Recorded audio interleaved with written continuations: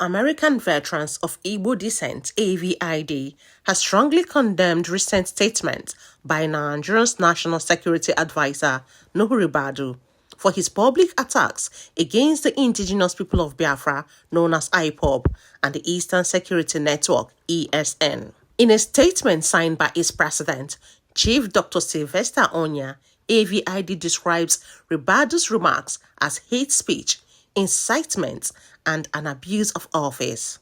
In the Southeast, Your Excellency, between October 2020 and June 2021, IPOB, ESN murderous attacks destroyed 164 police stations, killed 128 policemen, injured 144, destroyed 628 vehicles, carried out 3 prison breaks, including the Owerri facility where 1,841 inmates escaped, and attacked the Immigration Service headquarters in Umuahia.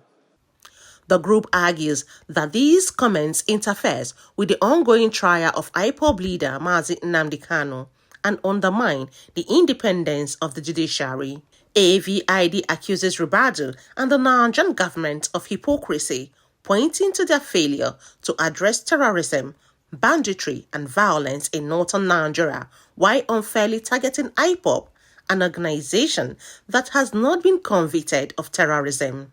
The statement also references specific cases involving Boko Haram funding and attacks, questioning the government's lack of action on these critical security issues.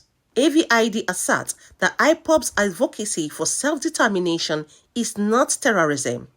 The group criticizes the Nigerian media for spreading government propaganda and calls on the international community, particularly the United Kingdom, to intervene and ensure a fair judicial process for Nnamdikanu.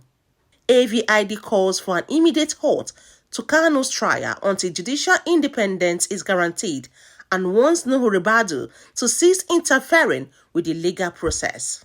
The statement concludes by reaffirming AVID's commitment to justice and urging respect for the rule of law.